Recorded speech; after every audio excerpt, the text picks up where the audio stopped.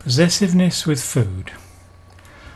Though sometimes would like to believe otherwise, food is a dog's first priority. So the first step to successful training is to establish yourself as the leader of the pack. This can be achieved by showing him that he can only have his food at your discretion and command. Give him his dinner, allow him to eat for a few seconds, then take his bowl away from him. Use an appropriate sound each time you do so, such as leave or stop, and keep the bowl for a few seconds. Provided he didn't show any aggression as you removed the bowl, tell him good boy, give it back and allow him to continue eating. Repeat this 2 or 3 times during each meal for a few days, then once or twice a week for a few weeks. Some dogs are never possessive with their food, but you may find if your dog came from a large litter, the only way he could obtain his share of food was to threaten his brothers and sisters. Finding this action achieved the desired result, getting more food, he may well try it with you. If you don't sort this out very early on, this possessiveness will transfer to other things such as bones, toys, furniture and so on, perhaps even to other members of the family. To stop him being aggressive with his food, don't give him possession of it.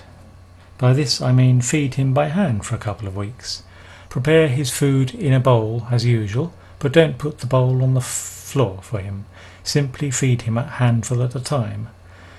The bowl of food on the floor almost instinctively makes him want to guard it. So if he is not put in this position of needing to guard, he will not bite. Feeding by hand also helps if your dog is dominant in other areas. It makes him completely reliant on you for the most important thing in his life, his food, and this will reinforce your position of pack leader, as he is only receiving the food from you and not from the bowl. You can use this period of hand feeding to your benefit by making him obey some minor command from you for some food. Get him to sit first before one handful, or to lie down for the next, and so on. Don't make him run around for the food, as this could cause digestive upsets.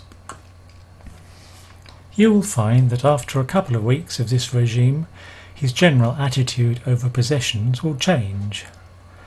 You can then try giving him his food in a bowl again and, providing there is no sign of aggression, continue to feed him normally.